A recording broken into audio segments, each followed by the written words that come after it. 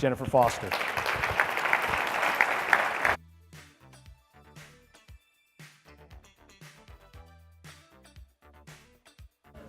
Hello, everyone. Good afternoon. Such a pleasure to be here. I have to give a big shout out and thank you to whoever put together the intro song, Lucky Star. I thought that was really well played, and it took me a second earlier to figure it out even. So yeah, it's great to be here. I am always excited when I get asked to do a presentation in December down in Florida. Nothing makes me happier than flying down from Nashville and having a really nice beach destination to go to and present data on. I'm out of Nashville, Tennessee. That's where our company headquarters is based, just north of Nashville in Hendersonville. And it's just great to be here with you all and be able to share some hotel performance data. I'm going to talk for about 20 minutes today, just looking into the national industry metrics and then doing a deeper dive here in Pinellas County. So as you see all of these data slides that I'm going to present, and I might go off to the side a little bit so you can see it fully. The whole presentation will be available on our digital media arm site, which is hotelnewsnow.com. So our presentations with STR, we have a large team of speakers, and we're out presenting in different markets, usually about once a week. And all of those presentations get loaded onto this website. And you can go on, create a complimentary registration, and be able to go into the data presentations and download those. And be able to see on any given week how the national industry is doing, as well as different local market breakouts that we're seeing around the nation and around the globe. So feel free to check that out. You'll have the opportunity to have all of these slides available to you. So just a little rundown on the schedule. We're going to start off with talking about the total US, so a total US review. I'm going to show you a few slides on the state of Florida, just a little review there. And then we'll take a very deep dive into Pinellas County and talk about everything we're seeing from a historical perspective. Then we'll get into the pipeline, what new supply is coming into the area. You guys have had a fair bit of good new supply lately. And finally, we'll end it with the forecast. So moving ahead, what we see for the next year or so to come from the US industry and for Pinellas County. So like I said, I'm in from Nashville. Our headquarters is just north of there, about 30 minutes in Hendersonville, Tennessee. We have been collecting and producing performance data since 1987. So we've got a really historic, good stack of data to be able to produce and project out on. As far as hoteliers and their star reports, how many of you all in the audience receive a star report? Pretty good amount, great.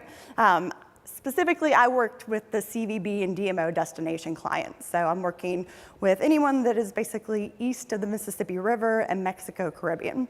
So we have a huge hotels team in the office, and that's usually where I pick up with the destinations to look at aggregate area reports.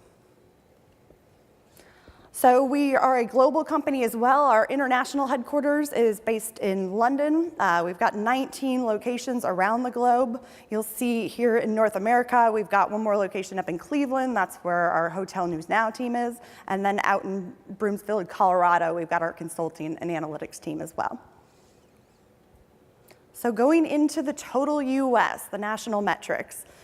We just recently got our October data, so everything we're looking at here is year-to-date October, so January through October 2018.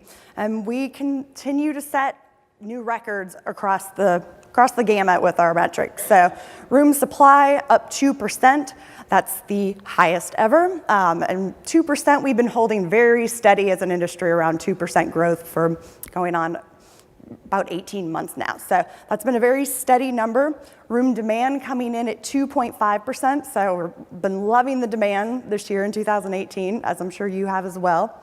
Occupancy clocking in at 0.5% growth. So with almost 68% occupancy, rooms are really full right now. When you're selling 2 out of 3 rooms every night, every month for 10 months in a row, we're just setting new records in occupancy every month that takes place. So highest ever, check, once again. ADR clocking in at 131 as an average. That's 2.6% growth. So we'll talk a lot more about ADR growth here. That number is a little tepid for an industry given that we've had such high occupancy.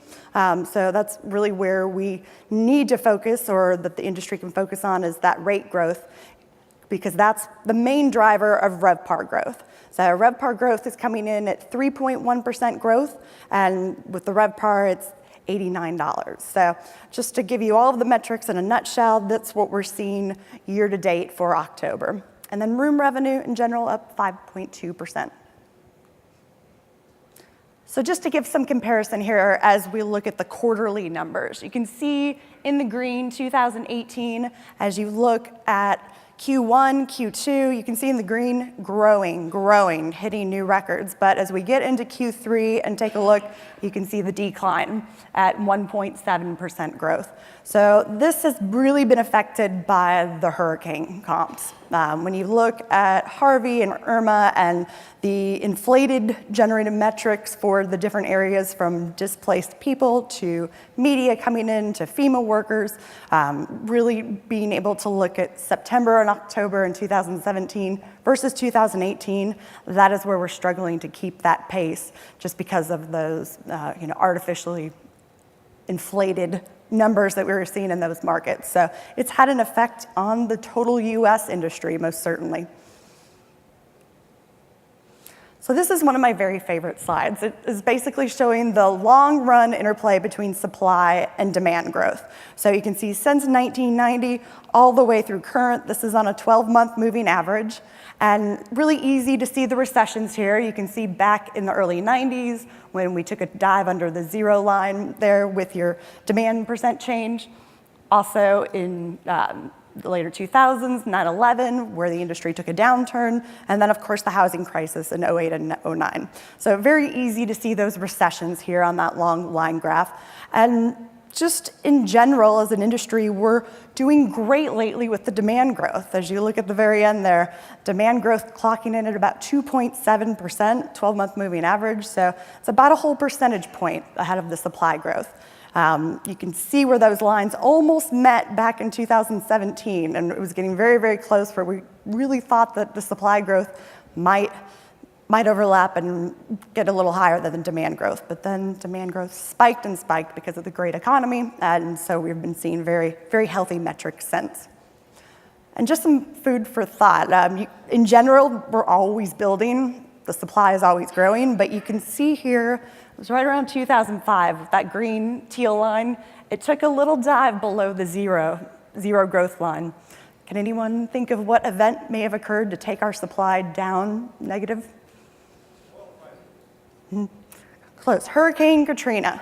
So Hurricane Katrina, when that took place in 2005, that was an example of how a market level event had an impact on the total US numbers. And so much supply was taken offline by that hurricane that you could see a dip from a national level on that particular metric. So just things to keep in mind when you see hurricane-related outcomes on things. So this chart is showing the occupancy and ADR percent change, average daily rate, over time as well. And really, despite our occupancy records, it's been very tepid ADR growth, clocking in at 2.5%. There should be more room, we think, for an industry for the pricing power, given those full occupancies. However, we also realize that there's a lot more booking channels now, that there's a lot more competition and ways to book your room.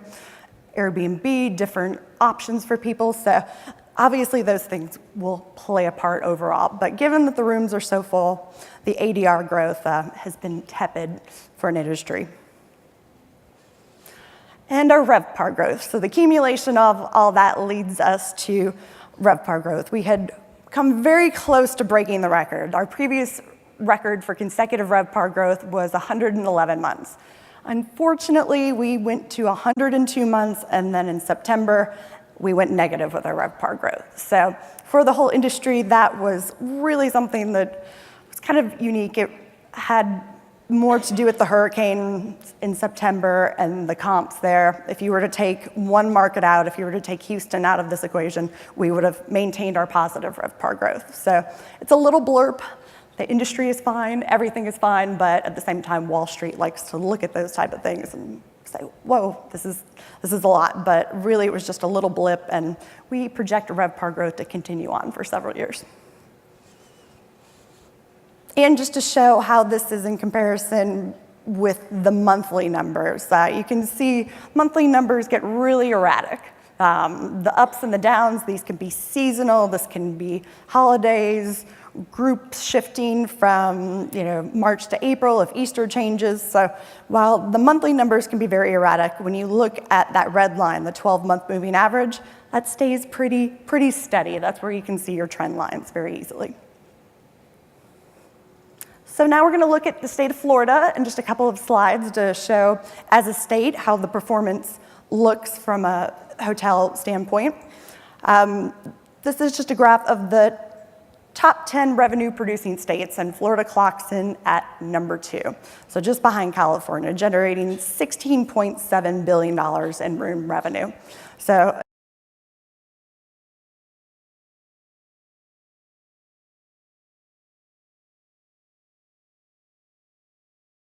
here are the metrics for Florida. This is October year to date, and that ADR growth is driving the RevPAR growth, and that's a case as the total US as well as here on the local level in the state. Occupancy clocking in at 74%, so rooms are even more full here than the US average. ADR at 144 clocking in, and RevPAR 106. So all of these come down to the raw data metrics.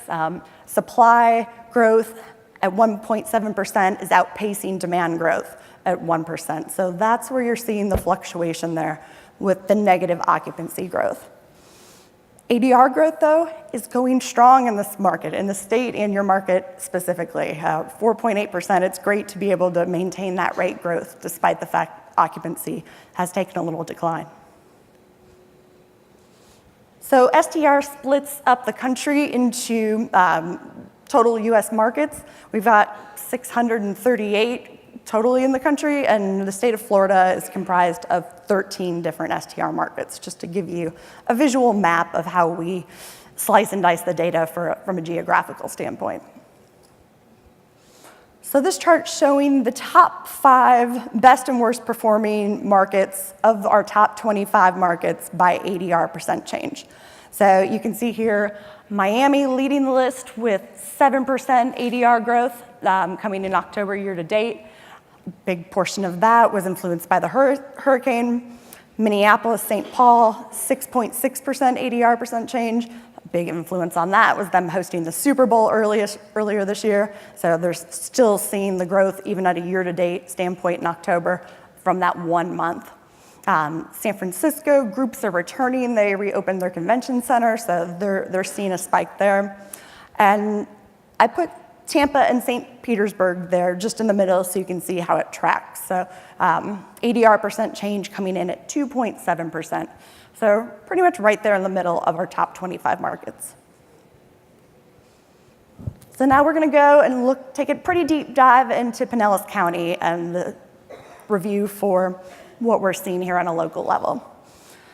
So we have 244 hotels in the county total, with just over 20,000 rooms, and our STR hotel participation is 69.1%. So that means our sample is almost 70%, where we have almost 70% of the hotels in the county are sending their performance data to STR. So it's very spoiling sometimes to do presentations in the US because the sample is so good. When I do Mexico and Caribbean presentations, the sample is closer to 20, 22, 24%. So it's always great to have US great data and a very large sample to work with.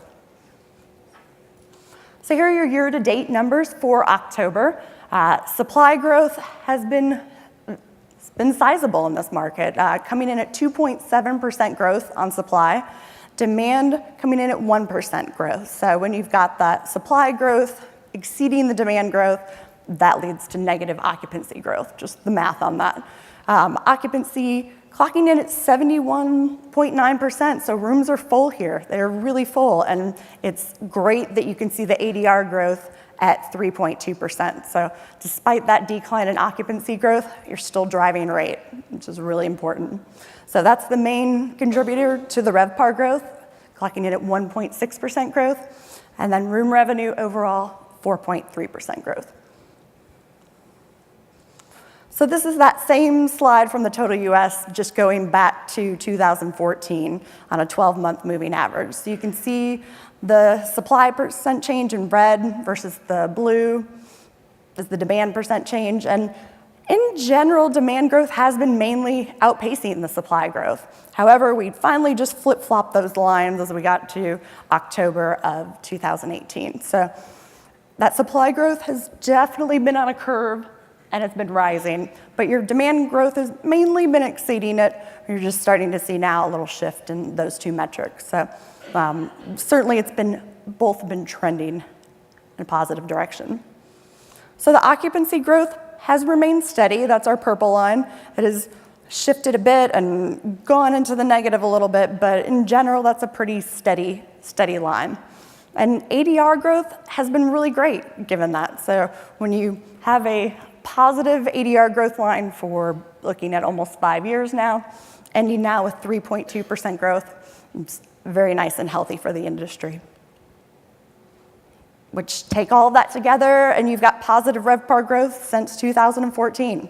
So really you can see it's trending down a little bit lately, but that's just because of that occupancy is trending negative. So it's really the whole thing is being pushed by that ADR growth. And this will show you, once again, that 12-month moving average in red versus the monthly numbers in the green. And at first, I was looking at this, and I'm like, what happened in January of 2018 that took that big dive? And then I think I realized the BCS College Championship was that previous year in January, and so just the comp of that took a slide, which I went ahead and pulled the graph that we had included back at the time, and this just really shows the different market level where you can see occupancy percent change, average daily rate, and RevPAR for that championship coming out into the market. So someone described that to me about a year ago, that was almost like a Super Bowl, hosting a Super Bowl, the amount of output that it had for the market. So yeah, certainly we saw on the previous slide that impact. So this is looking at day of week occupancy. So you can see for Sunday, Monday, Tuesday, that increase in occupancy as we get to the weekend, which no big surprise there. Pretty steady in the middle of the week. And then once you get on into the weekend, Friday and Saturday, up there close to 80%. As you look at day of week rates, Sunday, of course, starting on the low end, and then we're once again working our way up to 156 and 157 on Friday and Saturday. So really nice day of week rates coming in there. And this is going to show you the weekday occupancy from 2015 through current. So you can see 2015 comes in with the red line, and then we get to 2018 with the darker blue. So really there's been a steady seasonal trend for weekday occupancy for quite some time now. Very easy to see that trend. You get to September and October of 2018 and you can see it comes in under that blue line, but like I said, that's mainly due to those hurricane comps. As we look at weekend occupancy, you guys have hit new records for the summer. You can see June, July, and August all set new peaks for 2018 over the previous 3 years. So you've been really growing that weekend occupancy in the summertime. So this is showing the weekday average daily rate.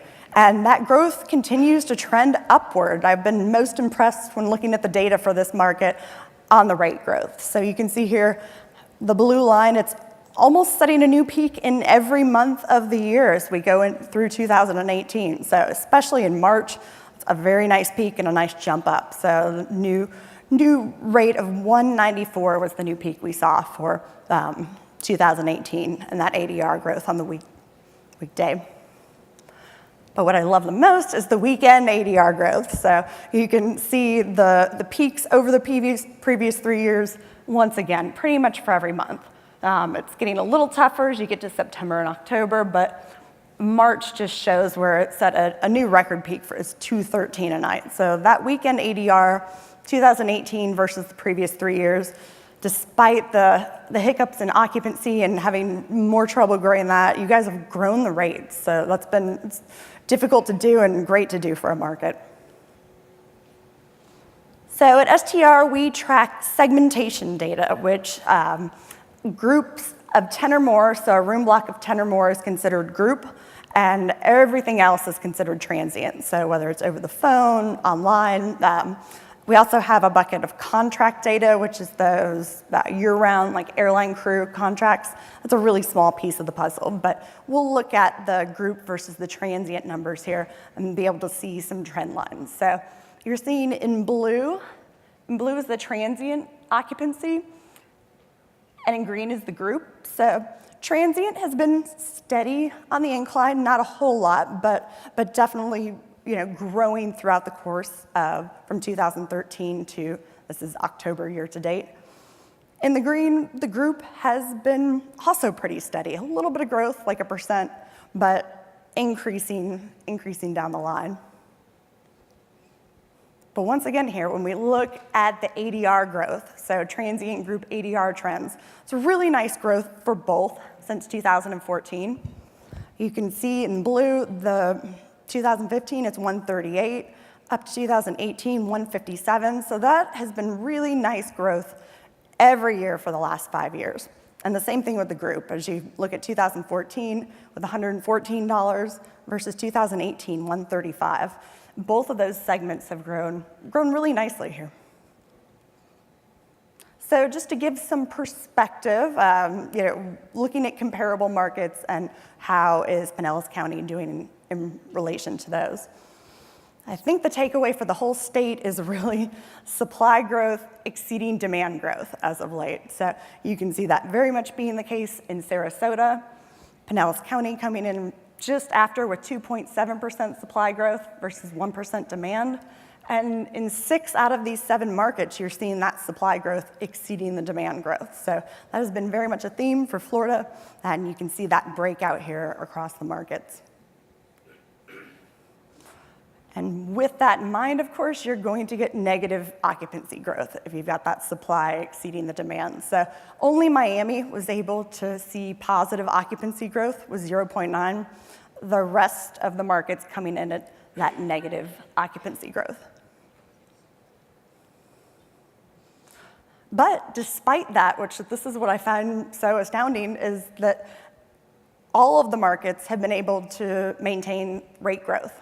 So you're seeing positive rate growth all the way from Naples at 7.1%, Pinellas County coming in at 3.2%, but despite that negative occupancy growth, you're seeing the rate growth across the market. So that has been key here. And you put it all together and you've got RevPAR growth. So we're seeing positive RevPAR growth in 6 out of the 7 markets as well. Sarasota really taking a hit down there because they had such a dramatic difference between their supply growth and demand growth. But everyone else coming in at a healthy, positive RevPAR growth.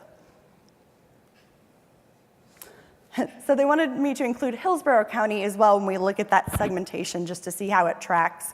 You saw the slides earlier for Pinellas County with the occupancy trends. It's pretty similar-ish. Transient is growing at a slight, at a mild pace.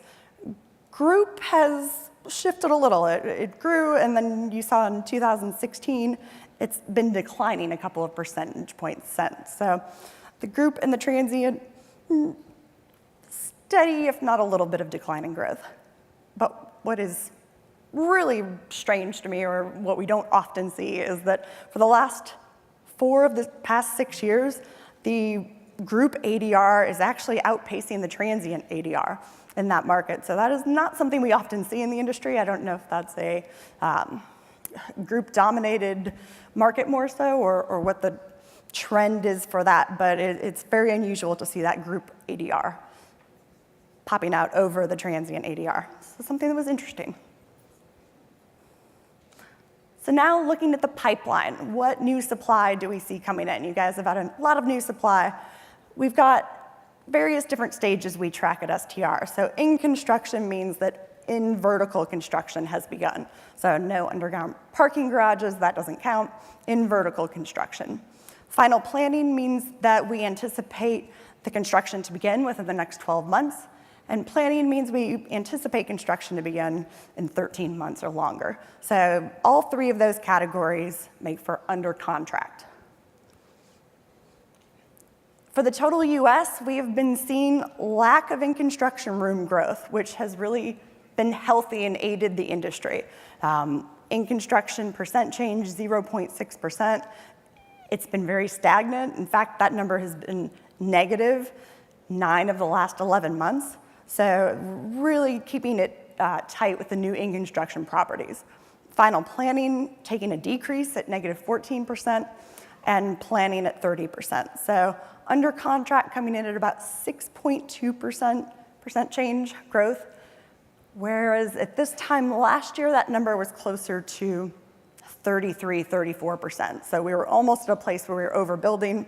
Lenders have tightened their loans, and we're definitely seeing, for the health of the industry, this is good that they're tightening back. Here's just an example that I mentioned, decreased 9 of the last 11 months with the number of in-construction rooms. So you can easily see how that number is hugging really close to the zero line. And what are we seeing in the market as far as new construction? Limited service is the name of the game. We've been saying for a while now, we're not building ballrooms anymore. So you're really seeing that select service be the dominating field. And you've got all of these new soft brands opening up across the brands that weren't even in existence a year, 2 years, 4 years ago. So we see that pace continuing with the select service and some of those soft brands really making a move. Oh, and one note, just all the way to the right, when you see unaffiliated, that means it could be independent or it might just be they haven't declared a flag yet. So that could be, remains to be seen as far as for the pipeline. But at 20%, it could be a brand or it could be independent. And this slide I just think is interesting. So when you look at the in-construction rooms, it's being dominated by the two major players. So Hilton and Marriott are comprising of 60% of the total of in-construction rooms versus 40% for all other. So that really makes the case that it's maybe a little bit easier right now for the big players to get lending and financing versus some of the not major Hilton Marriott properties. So just interesting food for thought and things we like to take a deeper dive in.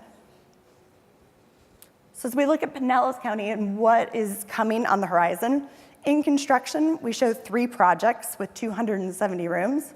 Final planning, 7 projects with just over 700 rooms, and 5 more projects in the planning stage. So total under contract, 15 projects, or about 1,600 rooms. So this just shows where the current room supply is versus the pipeline. So obviously a lot of independence in this market. You can also see where those final planning and new construction are taking place. It's finally starting to regulate on that supply growth. So with the in-construction rooms making up 1.3%, hello everyone, let there be light. Thanks. So that supply growth is finally starting to probably taper off here in the coming years with a decrease in that number of in construction from years past. So the 3 properties we show as in construction, Hampton by Hilton, 88 rooms coming April 2019. The Galaxy Hotel in St. Petersburg, 92 rooms coming in May 2019. And finally the Residence Inn, 90 rooms in October of 2019. So considering all the new supply that's been coming in, 3 properties with just under 100 rooms each is a nice steady level moving forward for the next year. So we take all of this together and the forecast. What do we see looking ahead for the years to come? We take everything into consideration from major holiday shifts, so Easter shifting from April to March, how that will affect group movement and Q1 and Q2 results. any major holidays, even like Halloween, shifting days of the week, that'll keep groups away if it falls midweek, et cetera.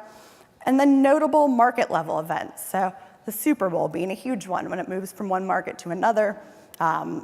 Convention centers reopening, like in San Francisco, Washington, D.C., and the inauguration march.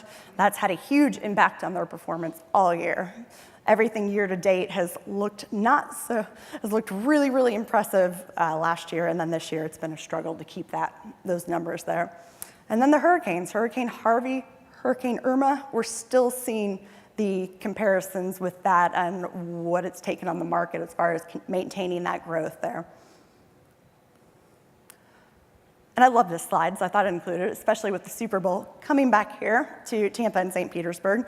This just shows 8 years of Super Bowl performance and the RevPAR growth that relates. So what I think is most interesting is a market like New York in 2014 or San Francisco in 2016, because their room rates are already at a premium, it's much harder to grow that beyond that premium room rate. So seeing 115% RevPAR growth, still great, you'll take it, and so will San Francisco. But when you look at a market like Indianapolis or Minneapolis, and you're seeing over 1,000% RevPAR growth, 600% RevPAR growth in Minneapolis, it shows for those markets, you have a lot of room there to grow when you don't have that ADR premium quite so high like some of the bigger ones. So bring on the Super Bowl, right? So for the total US, this is the forecast that we are showing for 2019. We actually just downgraded it a little bit for the RevPAR growth. We were coming in at 2.6%.